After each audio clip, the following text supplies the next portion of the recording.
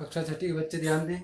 जैसा कि आपका गणित में पार्ट 2 का पार्ट 2 हो चुका है और पार्ट 2 के अंतर्गत ही मैंने आपको 2.2 तक के सवाल करवा दिए हैं। आज आपकी 2.3 स्टार्ट हो रही है, जिसमें अपने को संख्याओं के सार्व गुणनखंड ज्ञात करना है, यानी सभी गुणनखंड किस किस संख्या से वो संख्या विभाजित हो जाती है। जैसे आपके पास पहले सवाल में दिया है उसने 20 और 28, ठीक है।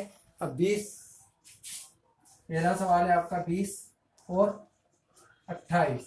अब इनके सार्व गुणनखंड बताना है आपको। इनके सार्व गुणनखंड क्या है? इनके सार्व गुणनखंड अपन बताएंगे। जैसे 20 के लिखेंगे अपन, तो एक तो सभी का गुणनखंड होता ही है, पहले आप एक तो ऐसा कैसा लिख देंगे। उसके बाद 2, 2 के पहाड़े से 20 विभाजित हो जाता है, ये 2। 2 के बाद 3, 3 से नहीं होता है, 4, 4 से हो जाता है, 4 5 20। 5, 5 चौक 20।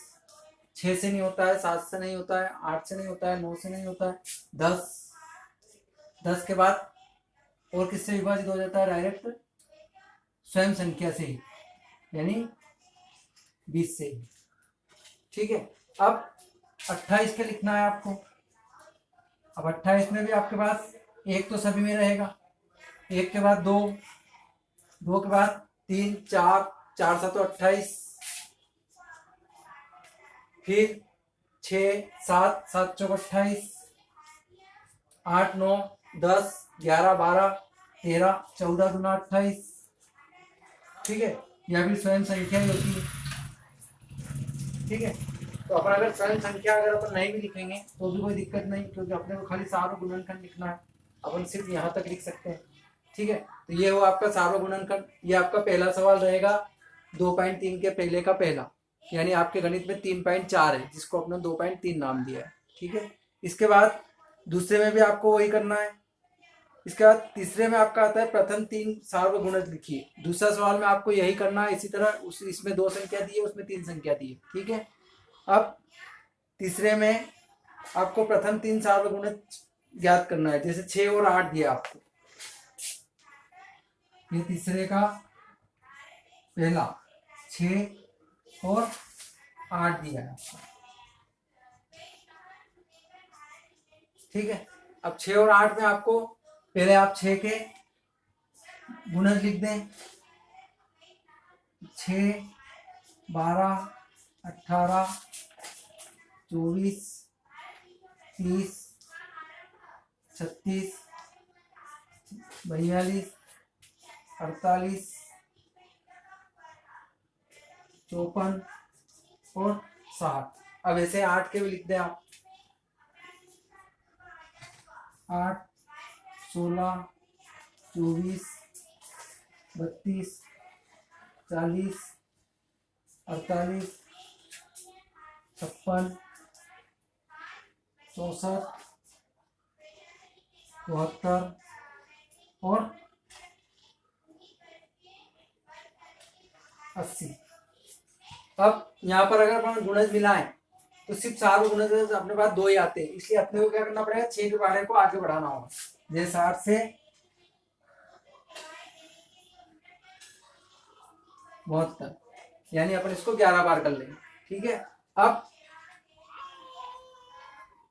अपने को सार्व गुणज का बताना है, यानी 3 सार्व गुणज कौन से हुए? एक तो 72, 72 दोनों में है, ये वाले 72 के बाद 48 दोनों में है, 48 के बाद 24 दोनों में है, ठीक है। इसके अतिरिक्त तो और कोई मिल रहा है क्या? नहीं मिल रहा है, तो आप इन तीनों गुणज को लिख देंगे। जैसे 24 48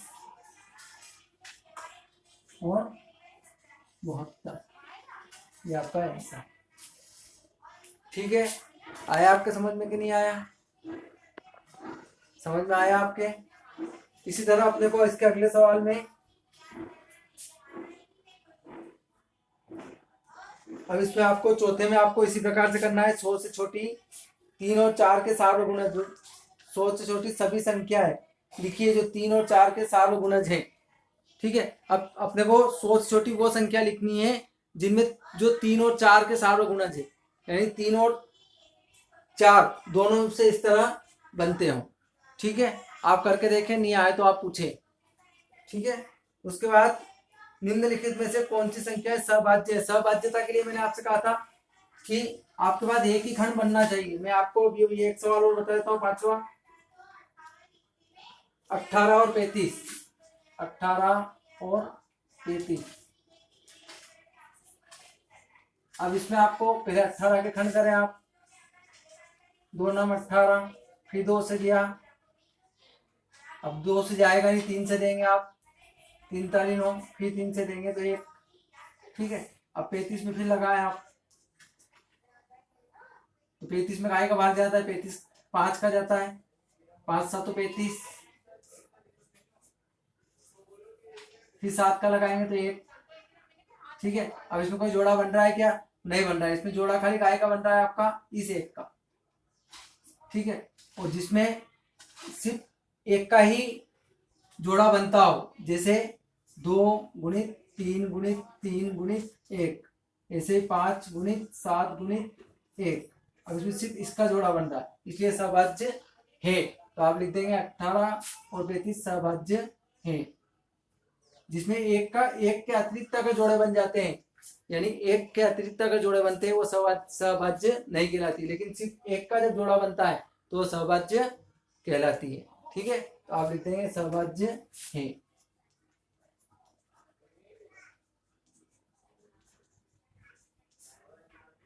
ठीक है,